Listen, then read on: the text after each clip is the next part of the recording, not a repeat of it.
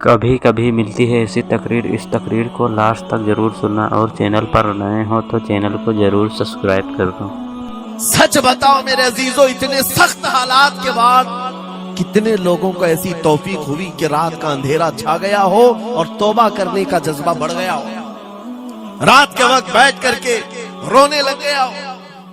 فلسطین کے غزہ کے ان مسلمانوں کی حالت زار کو دیکھ کر روح اگر تڑپتی ہے اور تم اپنے اعمال کی صحت اور درستگی کے لیے توبہ کر لے جاتے ہو، یہ بہت بڑی نعمت ہے اللہ کی۔ پھر تمہیں کسی کرامت کے ظہور کی ضرورت نہیں، تمہارا بدلنا ہی دنیا کے حالات کو بدل دے گا، سب بدل جائے گا۔ لیکن اگر انہی حالات پر باقی رہے تو پھر کرامت سے بھی تم نہیں بدلو گے اور نہ حالات بدلیں گے، کوئی چیز نہیں بدلے گی۔ ان اللہ لا یغیر ما بقوم حتی یغیروا ما بانفسہم، قرآن میں میرا مولا فرماتا ہے بے شک اللہ تعالیٰ اس وقت تک کسی قوم کی حالت نہیں بدلتا جب تک اس قوم کو خود اپنی حالت بدلنے کا خیال نہ ہو۔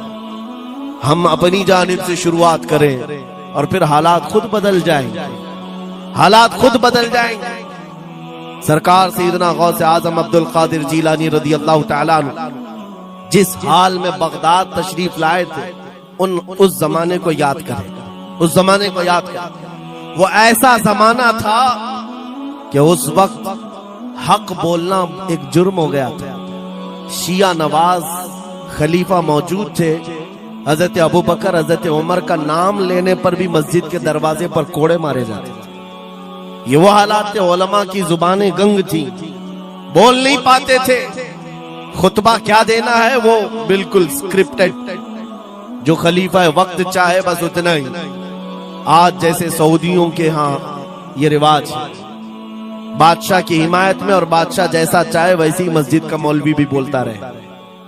شریعت کیا کہہ رہی ہے، میرے مصطفیٰ کریم صلی اللہ تعالی علیہ وسلم کی تعلیمات کیا کہہ رہی ہیں، اس سے کیا سروکار، بس اتنی باتیں کرو جتنی ان کے بادشاہ کی حمایت کی۔ یہ دور غوث اعظم کے زمانے کا بھی تھا، اس وقت حق بولنا ایک بہت بڑا جرم تھا، علماء کو کوڑے مارے جاتے تھے۔ آپ کو پتا ہے اسی بغداد میں صرف ایک حق بات کا اعلان کرنے کی وجہ سے امام احمد بن حنبل کو 300 کوڑے مارے گئے تھے، ان کی پیٹھ جھک گئی تھی، ان کی ریڑھ کی ہڈی ٹیڑھی ہو گئی تھی۔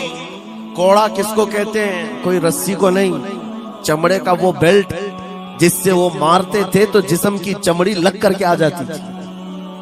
100 کوڑے میں تو آدمی مر جاتا تھا، کوئی بچ گیا بچ گیا۔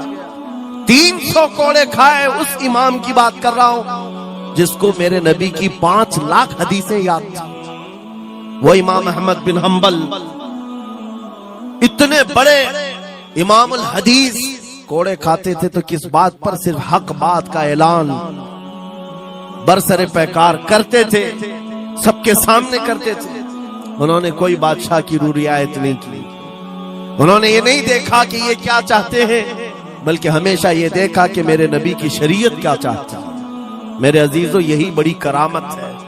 غوث اعظم کی بڑی کرامتوں میں سے کرامت یہ ہے، اس زمانے میں آپ بغداد تشریف لائے جب حالات ایسے تھے کہ حق بولنا دشوار تھا، اور آپ جب مسجد کے ممبر پر کھڑے ہو کر اعلان کرنے لگ گئے، ہیبت ایسی طاری تھی کہ کوئی آپ کو روک نہ سکا، اور آپ کی یہ حقانیت کی تبلیغ پھیلتی گئی۔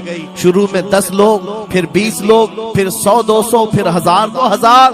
غوث اعظم نے چند مہینوں میں جو خطبات دیے، آپ کے خطبات کا عالم یہ تھا کہ پھر 70,000 کا مجمع برابر سننے کے لیے آیا کرتا۔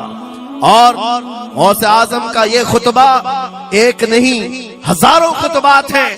جب آپ خطبہ دیتے تھے، ایک بات یاد رکھیں، زبان اگر پاک ہو اور اللہ کی نبی پاک کی شریعت طاہرہ بولتی ہو، اس زبان میں بلا کا اثر ہوتا ہے، اللہ کریم کی طرف سے اثر ڈالا جاتا ہے۔ حق بات اگر بلند آواز سے کہو، یہ مت دیکھو کہ میں کون ہوں، یہ دیکھو کہ کلام کس کا ہے۔